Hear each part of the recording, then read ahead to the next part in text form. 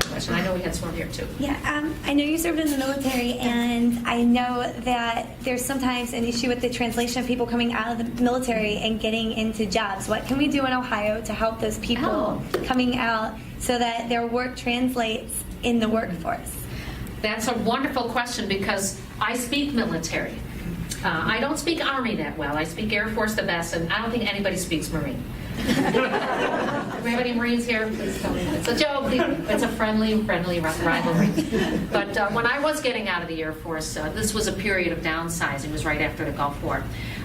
There were lots of articles in the Air Force Times about how to write your resume. There were lots of programs on active duty bases to help the people who are getting ready to separate to figure out how to do that.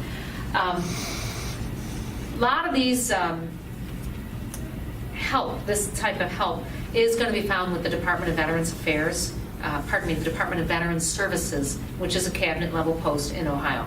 But there are lots of nonprofits across the state that help with that. In Cincinnati, which is a pretty large metropolitan area, we do get a lot of veterans coming back from Iraq and Afghanistan who are want to figure out how to translate what they learned into something that can be used in a civilian job. And there are agencies that help with that, but they're all nonprofits. Easter Seals has a great one. There's in Cincinnati, we created something called the Tri-State, because we're in a Tri-State area, Tri-State Veterans Council. And it's just a one-stop shop for veterans to go to figure out who's helping who. And they have an in-processing. If you're in the military, the first thing you do is you in-process. That's where you fill out all your paperwork to say, I'm here, and this is where my body goes if I die. So you in-process. But so we set up an in-processing desk at our unemployment office and at our CityLink. CityLink is where people go to get employment help in Cincinnati.